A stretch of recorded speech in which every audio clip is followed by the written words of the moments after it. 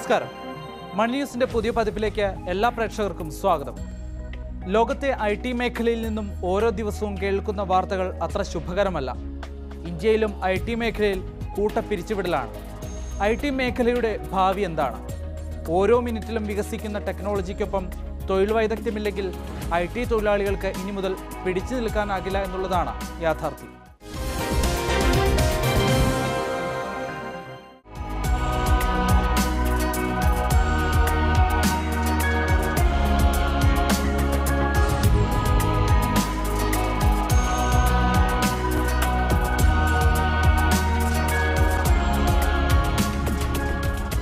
പ്രതിവർഷം 8 ലക്ഷത്തോളം എഞ്ചിനീയറിംഗ് ബിരുദധാരികളാണ് പഠിച്ചിറങ്ങുന്നത്. സാങ്കേതിക വിദ്യയിൽ വൻ മാറ്റങ്ങൾ സാധ്യമാകുമ്പോൾ അഡ്വാൻസ്ഡ് ITക്കും ഓട്ടോമേഷനുമാണ് പ്രാധാന്യമേറുന്നത്. ഇവ പ്രാവർത്തികമാക്കിയുള്ള സാങ്കേതിക വിദ്യയ്ക്കും ഉൽപ്പന്നങ്ങൾക്കും സാധ്യതയേറുമ്പോൾ 35 വയസ്സിന് മുകളിലുള്ള തൊഴിലാളികളെയാണ് ഇത് പ്രതികൂലമായി ബാധിക്കുന്നത്. അടുത്ത കാലത്തായി വരുന്ന വാർത്തകൾ കൂടുതലായും കമ്പ്യൂട്ടർ സയൻസ് IT മേഖലയിൽ കൂടുതൽ തൊഴിലാളികളെ പിരിച്ചുവിടുന്നു എന്ന വാർത്ത വിദ്യാർത്ഥികളിലും അതുപോലെ തന്നെ രക്ഷിതാക്കളിലും കൂടുതലായിട്ട് ആശങ്ക ഉണർത്തിയിട്ടുണ്ട്. പക്ഷേ ഇതിൽ യാതൊരു വസ്തുതയില്ല. IT രംഗത്തെ ഒരു പ്രധാനപ്പെട്ട കാര്യമെന്നത് അഡ്വാൻസ്ഡ് IT മേഖലയ്ക്കാണ് പ്രാധാന്യം വരുന്നത്. Social, mobile, analytics, cloud services, machine learning, artificial intelligence ഇതിനൊക്കെയാണ് പ്രാധാന്യം വരുന്നത്. പരമ്പരാഗത രീതിയിൽ നിന്നും IT പഠിച്ച് 35-40 വയസ്സ് കഴിഞ്ഞവർക്ക് ഈ ടെക്നോളജി രംഗത്തെ ഈ മാറ്റം സ്വായത്തമാക്കാൻ കഴിയുന്നില്ലെങ്കിലാണ് ഒരുപക്ഷെ അവർ അതിൽ നിന്ന് പിരിഞ്ഞു പോകാൻ നിർബന്ധിതരാകുന്നത്. അപ്പോൾ IT രംഗത്തെ ഈ മാറ്റം തൊഴിലുകൾ കൂടുതലായി രൂപപ്പെടുത്തുകയാണ് ചെയ്യുന്നത്. മറിച്ച് 50,000 തൊഴിലുകൾ പോകുന്നു എന്നും പറഞ്ഞുള്ള വാർത്തകൾ തീർത്തും അടിസ്ഥാനരഹിതമാണ്. വരുന്ന വർഷങ്ങളിൽ IT തൊഴിൽ രംഗത്തെ പകുതിയോളം പേർക്കും ടെക്നോളജിയുടെ വളർച്ചയ്ക്ക് ആനുപാതികമായി പ്രസക്തിയില്ലാതാകുമെന്ന് പഠനങ്ങൾ പറയുന്നു.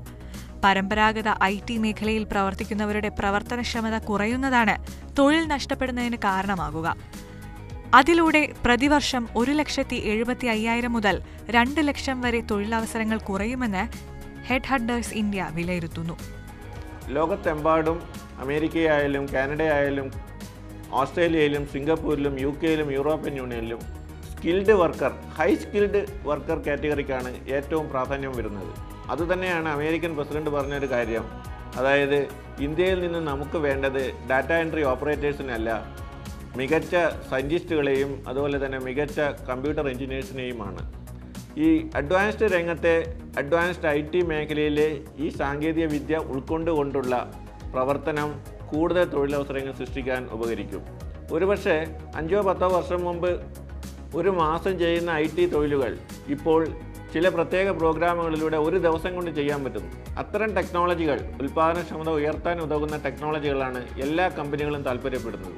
വികസിത രാജ്യങ്ങളിൽ നിന്ന് ഈയിടെയായി തൊഴിലാളികളെ ഒഴിവാക്കുന്ന പ്രവണതയാണ് കണ്ടുവരുന്നത്. അതിന്റെ നേരിയ പ്രതിഫലനം ഇന്ന് ഇന്ത്യൻ IT വ്യവസായ മേഖലയിലും പ്രകടമായ മാറ്റത്തിന് ഇടയാക്കിയിട്ടുണ്ട്.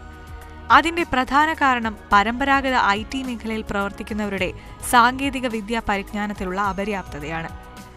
കമ്പ്യൂട്ടർ സയൻസ് IT കോഴ്സുകളോടൊപ്പം machine learning, internet of things, cyber security തുടങ്ങി പുത്തൻ സാങ്കേതിക വിദ്യയ്ക്കനുസരിച്ച് കസ്റ്റമൈസ്ഡ് IT സേവനങ്ങൾക്കാണ് പ്രസക്തിയേറുന്നത്. ഇന്ത്യയുടെ IT മേഖലയിലെ എക്സ്പോർട്ട് റവന്യൂവിൽ ഏതാണ്ട് 60% അമേരിക്കയാണ്. ഏതാണ്ട് 40% UK, European union, Singapore, Australia തുടങ്ങിയ രാജ്യങ്ങളിൽ നിന്നാണ്.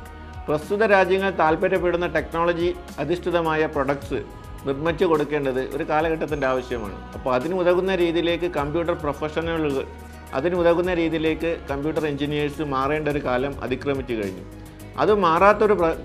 അതിലേക്ക് മാറാത്തതുകൊണ്ടാണ് ഇത്തരം പ്രശ്നങ്ങൾ രൂപപ്പെടുന്നത്.